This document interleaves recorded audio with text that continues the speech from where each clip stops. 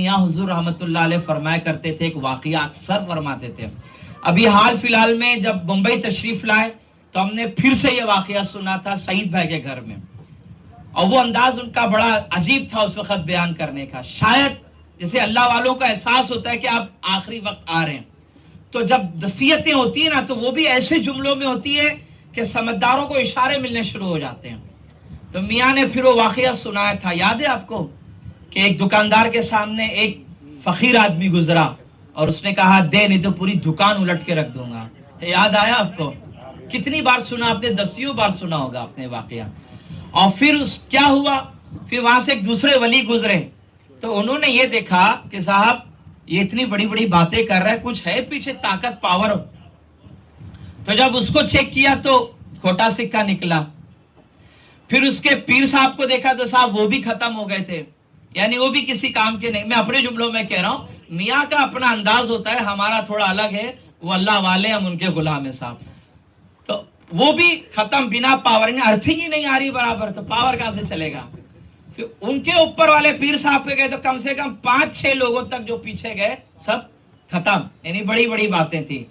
پھر اس کے بعد جو شخصیت تھی وہ اسی انتظار میں کھڑی تھی کہ جو پھل کے باہر دکاندار جو کھڑا ہے، جو بڑی بڑی کہہ رہا ہے، اگر یہ کہہ دے الٹو تو میں یہیں سے پوری دکان الٹ کے رکھ دوں گا. یعنی وہ وہاں سے تیار کھڑے ہوئے. عزیزان محترم، ملنگ ٹائپ کے جو لوگ ہوتے ہیں نا اپنی دنیا کے مست، لوگ کبھی جھڑکو مت، ہے تو کھلا دو، ہے تو پلا دو. کیوں؟ وہ خالی ہوگا، ہو سکتا ہے اس کے پیچھے والا بڑا مضبوط ہو.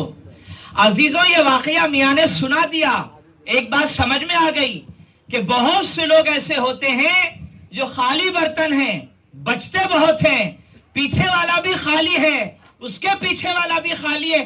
ارے ہم تو سینہ ٹھوک کر کہتے ہمارا باپ بھی مضبوط ہے، دادا بھی مضبوط ہے، پردادا بھی مضبوط ہے، اوپر تک جاؤ حیدر کرار خود کھڑی ہوئی ہے.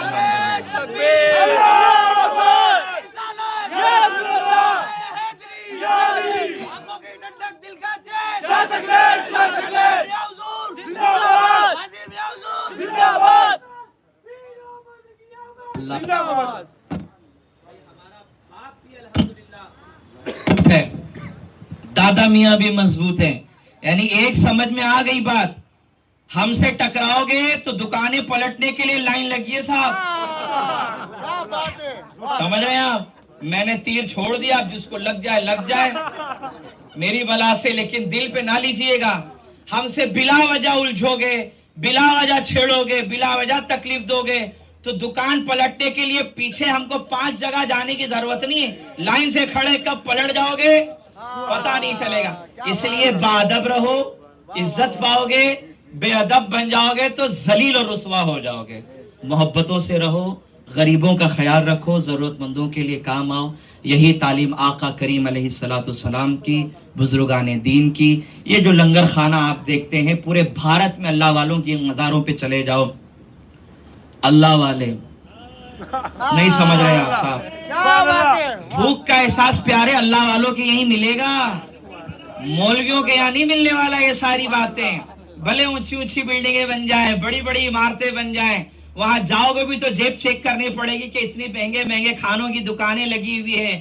لنگر سال میں ایک بار ہوگا. اللہ والوں کے لیے یہاں آ جاؤ، صبح بھی لنگر، شام بھی لنگر. کیوں؟ اللہ والے ہیں صاحب، انہوں نے کھلایا ہے اور کھلاتے رہیں گے انشاءاللہ تعالی. نعرہ تکبیر، اللہ اکبر، نعرہ رسالت، یا رسول اللہ، اذان غوث اعظم زندہ باد، آنکھوں کی ٹھنڈک دل کا چین، شاہ سکلین، شاہ سکلین. ابھی ہمارے بزرگ ہیں، ہمارے سینئر پیر بھائی ہیں، اللہ ان کو اپنے حفظ و امان میں رکھے، تشریف لا رہے ہیں. وہ مجھے کہہ رہے تھے کہ محبت سے بڑے اچھے انداز میں ڈانٹتے ہوئے مجھے کہتے ہیں کہ یہ بات بولو. تو چلو ان کو دیکھ لیا تھا، میں بول رہا ہوں. کمال دیکھیے گا میاں حضور رحمت اللہ تعالی کے فیضان کا. جب اچانک خبر سنی کہ یہ واقعہ پیش آیا تو اول تو لوگ پریشان ہو گئے کہ صاحب نکلے کیسے جلدی جلدی نکلے کیسے. جو بیچارے غریب طبقے کے تھے نا، ٹھیلا لگاتے ہیں، کاندے بٹاٹے بیچتے ہیں، غربت زدہ لوگ ہیں، میں سب جگہ کی بات کر رہا ہوں. یہ تو اس امید میں تھے کہ شاید نہیں پہنچ پائیں گے کہ ٹرین کے مسائل ہیں. لیکن کمال ہے صاحب جو مرشد کی نظروں کو بھا جائے, جو مرشد جسے پسند کر لیں اور مرشد کی نظریں جس پر ہو جائے. ہم نے دیکھا الحمدللہ ٹھیلا لگانے والوں کو بھی فلائٹ میں بٹھا کر اپنے پاس بلوایا, صرف بلایا نہیں دیدار بھی کروایا, نماز بھی پڑھنے کا موقع دیا, اور جب سکون سے اللہ کی رحمتوں کے آغوش میں چلے گئے تو ان کی مزار پاک پر اپنے ہاتھوں سے مٹی ڈالنے کا بھی موقع عطا فرمائے. یہ تو مرشد کے پسند کی بات ہے صاحب. جو جتنا عقیدت مند ہوگا وہ اتنا اجر و ثواب پائے گا. وآخر دعوانا ان الحمدللہ رب العالمین.